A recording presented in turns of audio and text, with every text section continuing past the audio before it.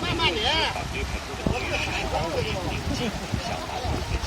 澳大利亚总理川普26号说，澳大利亚将购买6架美国诺斯罗普核能公司研制的 MQ-4C 星海上无人驾驶巡逻飞机，总成本将达到51亿美元。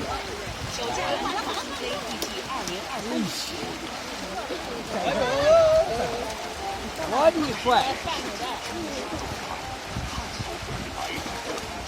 对不起，我2万也不要。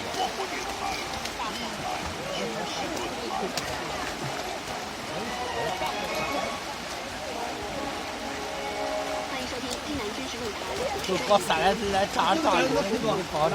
背后协上将詹姆斯·蒂斯6月26号到31号对中国进行连续3天的访问，这是2014年以来美国访长首次访华，也是马蒂斯去年1月上任以来的首次访华。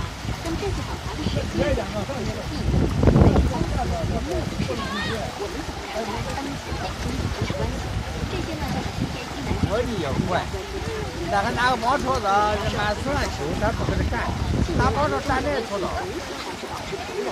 那么今年以来呢，两国军事关系当中一年节才增多，比如说呢，从这个去年年底到今年年初，我的乖，过热去了，哎，过热去了，下关，我的乖子，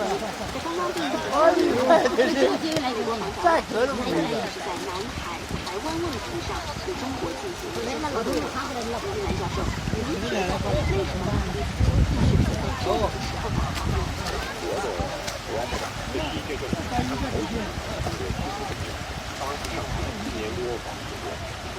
你看哥就来了，哪能没要1分钟？